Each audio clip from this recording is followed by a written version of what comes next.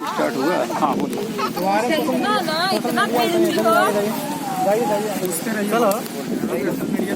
आप किस मकसद से यहाँ पे आए हुए हैं? हम यहाँ पर एकत्रित हुए सभी लोग धोखाधड़ी और ठगी के शिकार हुए हैं। आप लोग किसके अंतर्गत यहाँ पे ज्वाइनिंग एप्लीकेशन डालने आए थे? जी ये ओसीपी एजुकेशनल सर्विस नाम की एक कथित एनजीओ है जिसका संचालक घुगली में रविंद्र कुमार पासवान नाम का व्यक्ति था, जो कि घुगली के पातालपुरी गांव का निवासी है। वो सारा उसका किया धरा है, बाकायदा वेबसाइट बना करके नेट पर डाल करके हमें यकीन दिलाने के लिए जो भी पूछता था कहता था कि भाई नेट पे है आप इसकी सारी जानकारी, और ये आप इस पर सारी जानकारी ले सकते हैं।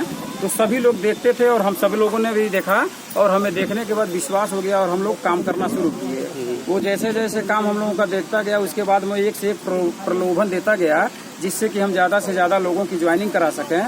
एक ज्वाइनिंग पर यानी कि 80 के एक ज्वाइनिंग पर 3,750 रुपये लेकर के हमें उनको घर पे 3 बच्चों को पढ़ाने के लिए कहा जाता था और 800 रुपये प्रति माह के हिसाब से हमें वेतन दिया जाता था।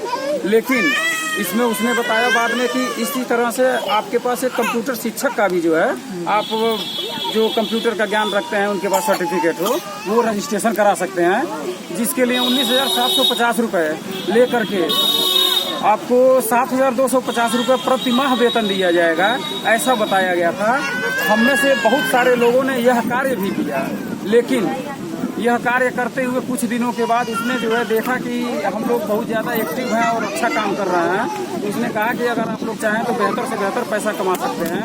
तो ऐसे लोगों का जब आप रजिस्ट्रेशन कराते हैं तो एक एक व्यक्ति से 1,150 रुपये प्रति माह के हिसाब से आप लोग 40 से 50 हजार रुपये महीने की इनकम कर सकते हैं, जो कि किसी भी तरह से गलत नहीं है, क्योंकि हम मेहनत करके कमा के खा रहे हैं। और इस तरह से पट्टियां पढ़ा करके हम लोगों को ज्यादा से ज्यादा लोगों को ज्वाइनिंग करने के लिए कहा और हम लोग ज्वाइनिंग करते गए। और लास्ट में अभी चूंकि जो 3,750 रुपये लिया जा रहा था उसमें से 3,000 चूंकि सुरक्षित अनुदान राशि हुआ करती थी, जो कि हर 6 महीने पे वापस देने की बात कही गई थी, और 19,750 रुपये जो कि सिटी के लिए लिया जा रहा था, इसमें से भी 19,000 रुपये वापस देने की बात कही जा रही थी। और जैसे ही मार्च क्लोजिंग के बाद अप्रैल में वापस देने की बात आई, वह आदमी 3 से 4 तारीख से ही जो है लगभग फरार है और अपना मोबाइल स्विच ऑफ कर रखा है।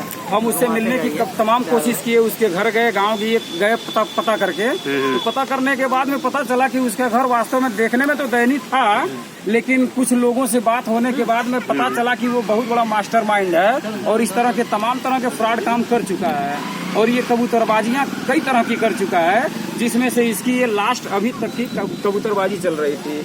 इसमें से कहा गया है कि उसका कोई पता नहीं है, घर वालों ने उसका कोई अता पता नहीं बताया। हम लोगों ने किसी तरह से उससे संपर्क साधा और उसको विश्वास में लेकर के उससे कहा कि आप लोग आइए और आपसे कोई दिक्कत नहीं है, हमें कोई आपको कुछ नहीं कहेगा। अगर आप सही हैं तो आप आइए हमारे साथ मिल करके कानूनी लड़ाई में हमारे साथ दीजिए और साथ रहिए। इसके पहले कहीं आपने FIR किया था? हम FIR किए थे सर, यहाँ तो SP ऑफिस पे हम लोगों ने एक आवेदन दिया था, जिसके बाद चूंकि ये मामला रविंदर के खिलाफ जाता है और वो पुरैना थाना के अंतर्गत आता है, वहाँ पे बुलाया गया लेकिन कोई सुनवाई हुई नहीं सर।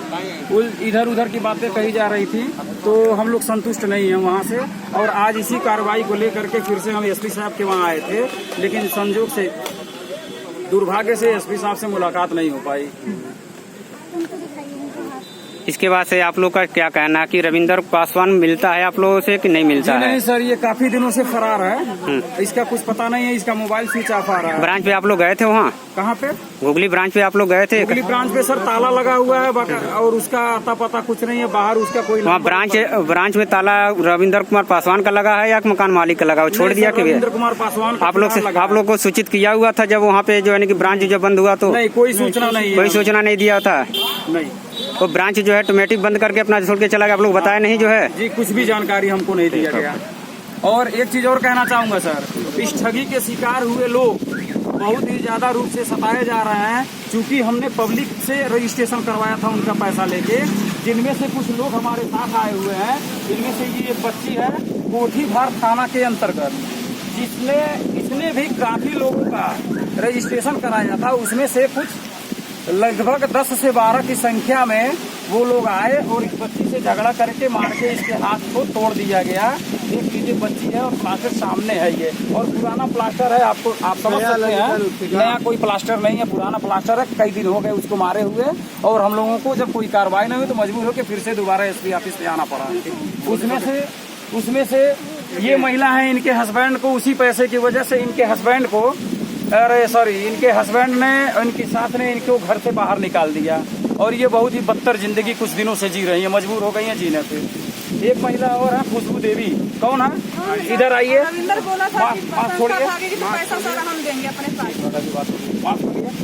ये है खुशबू देवी, जो कि सिसवा बाजार की रहने वाली हैं। इन्होंने भी पूरे क्या नाम है कोटीवर थाने में जो है ये कहा, लेकिन कोई कार्रवाई नहीं हुई, कोई सुनवाई नहीं हुई।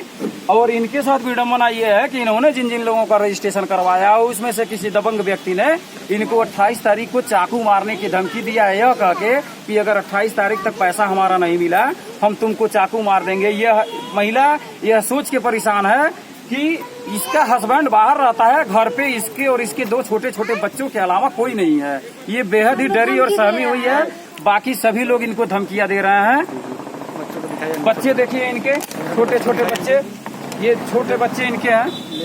ये अगर इसके साथ ऐसा हो गया तो जिम्मेदारी किसकी होगी? इसमें हमको सुनने में आया होगा कि कोई पॉइजन भी लेके जो है कि किसी को धमकी मिला हुआ है, बहुत जबरदस्त पॉइजन भी लेके। इनकी हालत देखिए सर, कैसे ऐसे लोगों से ठगी का उसको भगवान का भी डर नहीं है। ये जहर लेके चल रहा है इसलिए कि मैं मरूंगा जरूर रविंदर कुमार पासवान की वजह से, लेकिन इसका सारा जिम्मेदार रविंदर कुमार पासवान होगा, मेरी मौत का कारण। किसी भी एफसीओ को रविंदर कुमार पासवान लगभग किसने पैसे की लगभग जो है कि आप लोगों के ग्रुप से जो है कि यह घोटाला हुआ है रविंदर कुमार पासवान के द्वारा? सर कम से कम 2 से 3 करोड़ रुपए लगभग वो लेके बैठा हुआ है। पैसा कहीं नहीं दिया है सर। उड़ती खबर मिली है, चर्चा में है कि वो किसी दया नाम की लड़की और ललिता नाम की लड़की के औरत के साथ रहता है। यहाँ तक कि सुनने में आया है कि दया नाम की लड़की जो है उसकी पार्टनर है, उसके साथ वो शादी करके घर बसाना चाहता है, जबकि ये रविंदर कुमार पासवान ऑलरेडी शादीशुदा पहले से है, उसके बच्चे भी हैं। सुनने में यही आया है शादीशुदा। हमने सोचा कि ये आखिर में रखेगा कहाँ, तो लोगों ने बताया कि यह गोरखपुर में किसी भी हाईवे पे जमीन लेने की बात कर रहा है, मकान बनवाने की बात कर रहा है और 4 व्हीलर लेने की बात कर रहा है। हम सोचने पे इसीलिए इसके ऊपर शक इसलिए हुआ कि जब इसकी घरेलू हालत इतनी दयनीय है, बद से बदतर देखे हमको खुद तरस आया। इसके बावजूद ये इतना बड़ा सपना कैसे पाल रहा है गोरखपुर जैसे महंगे शहर में अपना मकान बनवाने के लिए, आलीशान घर बनवाने के लिए और 4 व्हीलर लेने के लिए। ये कहानी कुछ समझ में नहीं आ रहा है। हमें लग रहा है कि कुल का कुल पैसा ये इसी के पास रखा हुआ, टोटल पैसा रविंदर कुमार पासवान। ये प्रोसेस कितने दिनों से चल रहा है आप लोग के साथ जो है? प्रोसेस चल रहा था सर पिछले 10 महीने से, अगस्त से चल रहा था लगभग। अगस्त से शुरू हुआ, सितंबर से शुरू हुआ, ऐसे ऐसे धीरे धीरे पूरे जिले में बढ़ता गया और पूरे जिले में इसका रैकेट फैला हुआ है सर। ये ब्रांच क्लोजिंग कब से हुआ है? ब्रांच क्लोजिंग हुआ है सर अब मार्च में ही हो चुका है, लेकिन अप्रैल में हमारी वापसी होनी थी। जो सिक्योरिटी मनी हमने क्रमशः 3,000 और 19,000 बताया, ये पैसा हमें वापस होना था अप्रैल में, लेकिन तब से ये फरार चल रहा है कि हमें पैसा ना देना पड़े। उसके बाद से आप लोग से कितनी बार मिल चुका है? हमसे सिर्फ एक बार मिले हैं, वो भी पकड़े गए गलती से रास्ते में जाते हुए, और संजोग से हम सभी लोग आपस में समझ बूझ करके कुछ कार्रवाई करने के लिए विचार विमर्श कर रहे थे। संजोग से वो रास्ते से जा रहे थे, किसी की नजर पड़ी और दौड़ा के हम लोगों ने पकड़ा। तो उन्होंने कहा कि ठीक है, बुधवार को 27 मई को हम महाराजगंज एसपी ऑफिस पर एक साथ सब लोग चलेंगे, लेकिन आज वो मौके पर आया नहीं है। सुनने में आया है वो फिर भी फरार है, फिर से फरार हो गया है, क्योंकि हम लोग की इसमें कुछ लोग बता रहे थे फोन से बात हुई है कि वो बता रहे हैं आने जाने की ऐसे की बातें बता रहे थे, तो उसमें क्या कहें फोन से बात करने को? कुछ लोग बता रहे हैं कि हमारे पास फोन आया था रविंदर का कि हमने कार्रवाई कर दिया है और आप लोगों को आने की जरूरत नहीं है, लेकिन हम लोगों को इसकी कोई सूचना नहीं है। लेकिन मैं इस खबर को भी झूठा मानता हूँ, क्योंकि जो 2 औरतें हैं उसके साथ ललिता और दया, ये जो है ये उनका र्यूमर फैलाया हुआ है, क्योंकि ये उसके लिए लड़ सकती हैं और किसी से लड़ भी जाती हैं। एक टकराव मेरे साथ भी बहुत ही भीषण रूप से हो गया। शायद मैं यहाँ तक कह सकता हूँ पूरे विश्वास के साथ कि अगर वो महिला नहीं रहती तो बहुत ज्यादा मारपीट तक की नौबत आ गई थी और इसके गवाह ये यहाँ पर एकत्रित सभी लोग इस तरह का जो बर्ताव आपके साथ किए थे वहाँ पे और भी लोग थे कि या अकेले थे श्रीमान आप? जी, अगर हम भाग के वहाँ से आए नहीं होते, जिस तरह से वो लोग आक्रोशित थे हम लोगों के कहने पे कि सर हमारा किसी भी तरह से पैसा दे दीजिए, अगर आप रखे हैं और हमारा पैसा आप दे दीजिए, तो वो हम लोगों को मारने पर उतारू हो चुके थे, पूरे गांव के लोग मिलके, उसके घर के लोग मिलकर। इसलिए अपने गांव पे उसने एक मीटिंग करके रविवार को बुलाया था कि हम लोग मिल के एसपी साहब के वहाँ बुधवार को 27 मई को चलेंगे, लेकिन धमकी दे करके वहाँ से भगा भी दिया। हम भगे नहीं होते तो मार खाए होते। उसके न आने की स्थिति में भी हम लोग मजबूर और लाचार होकर के और किसी भी थाने पर सुनवाई न होने की वजह से हमको आज फिर भी एसपी साहब के वहाँ आना पड़ा, लेकिन दुर्भाग्य था कि हम मिल नहीं पाए क्योंकि श्रीमान जी बैठे नहीं हैं। हम लोगों से यही कहना चाहते हैं कि जो हमारा पैसा लिया है वो रिटर्न कर दे, क्योंकि लोगों ने हमारे घर के आके सामान उठा ले जा रहे हैं, उल्टा सीधा बात बोल रहे हैं, धमकी दे रहे हैं। हमारे पास कुछ खाने पीने कौन धमकी दे रहा है आपको? गाँव जिनका पैसा भर रहे हैं, हम फार्म भरे वही लोग धमकी दे रहे हैं। कोई घर के सामान उठा लेके चला जा रहा है। रविंद्र कुमार पासवान ने यही कहा था कि हर 6 महीने पे हम पैसा रिटर्न कर देंगे। आज रिटर्न करने की जरूरत आया है तो भाग जा रहा है। हम लोग का फोन नहीं रिसीव करा, फोन करके बोल रहा है दूसरा बताइए, दूसरा तोड़। आपकी क्या समस्या है?